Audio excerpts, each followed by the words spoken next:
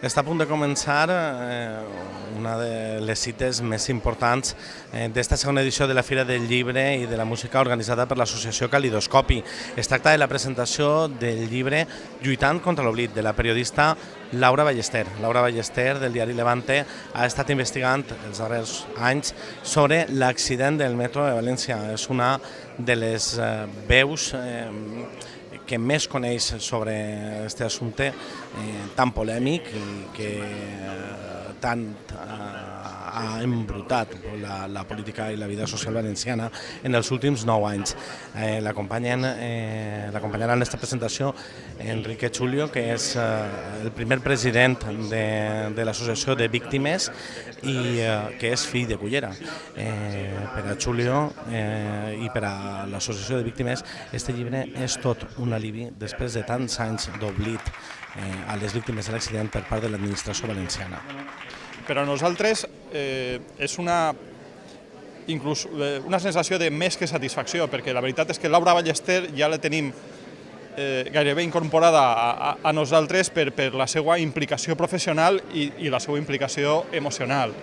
També, és a dir, una persona que professionalment des del principi ens ha seguit, ha intentat traslladar la nostra veu, recollir les nostres reivindicacions per a fer-les conèixer, per a divulgar-les, per a informar a la societat valenciana.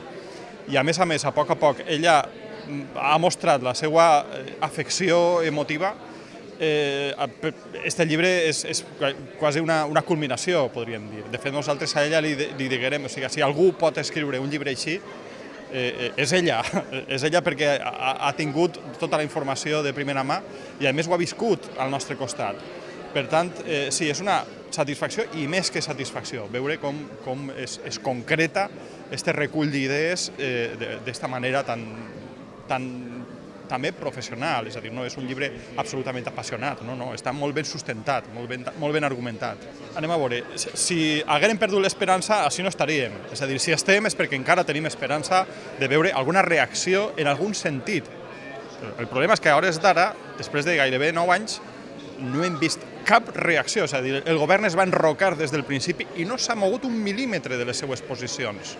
Llavors, no lleva que nosaltres, sense perdre els peus de terra, és a dir, som conscients de la dificultat objectiva, però no perdem l'esperança que algun dia puguen reconèixer mínimament algun dels problemes, per no dir defectes, alguns dels problemes que és obvi que s'han presentat. Llavors, sí que seguim mantenint aquesta esperança, sí. Per la meva feina al diari Levante m'encarregue d'escriure de temes d'infraestructures i de ferrocarrils, carreteres, de vivenda i urbanisme.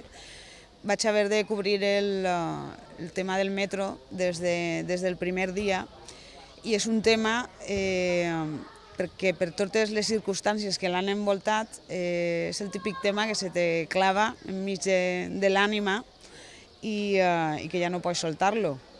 I més després de tots els esdeveniments que han passat en aquesta història, sobretot relacionats amb la gestió de l'accident del metro, com s'ha produït al llarg de tots aquests anys i el menyspreu que han patit les víctimes del metro. I bé, anaven passant els anys i calia escriure un llibre sobre l'accident perquè ho estan comentant abans, han passat tantes històries en tot el cas de l'accident del metro de València que sembla a voltes que siga un guió d'una pel·lícula de ficció, no? Té tots els elements d'una pel·lícula de misteri, amb intrigues polítiques, intrigues judicials, quasi que palaciegues, i era un llibre necessari que calia que estigués escrit, sobretot per a fer memòria i honrar a les víctimes del metro de València que han sigut menyspreades per les administracions i al principi també oblidades per la societat valenciana.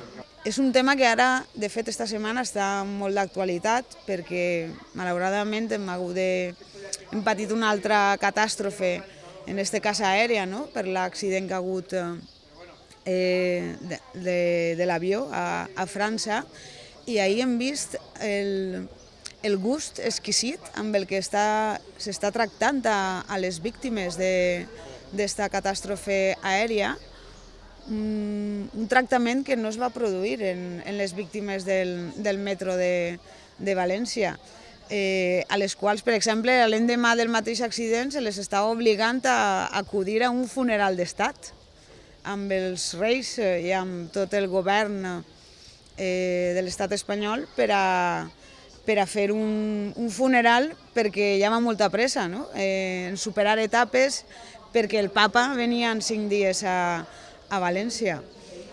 I en fi, les víctimes es mereixien un altre tipus de tractament i sobretot que s'investigara la veritat des del principi, cosa que no s'ha fet. Amb l'actual govern és una lluita perduda, perquè s'ha intentat per activa i per passiva realitzar algun apropament i contar-li tots els dubtes que tenen les víctimes, i no hi ha manera de que reconeguen que, com a mínim, la gestió que es va fer no va ser honesta amb les víctimes del metro. L'anterior president de la Generalitat no es va reunir mai amb les víctimes, i l'actual president, Alberto Fabra, va ser una de les primeres coses que va fer quan va arribar a la presidència de la Generalitat. Es va reunir amb les víctimes, però es va reunir amb elles, però no les va escoltar, perquè ells van denunciar algunes carències o moltes de les carències de seguretat que ells denunciaven que existien a Metro València, i no se'ls va escoltar. Se'ls va dir que s'analitzarien aquestes carències i que es contestarien, però les víctimes encara estan esperant una resposta. I després, amb el temps, s'han conegut més informacions, com que la Comissió d'Investigació de les Corts es va manipular, i aquestes informacions després han sigut negades per part de la Generalitat. No s'ha reconegut que es van fer les coses malament, i així estan encara les víctimes, esperant a que algú, com a mínim, es demani disculpes per com es va fer tota la gestió.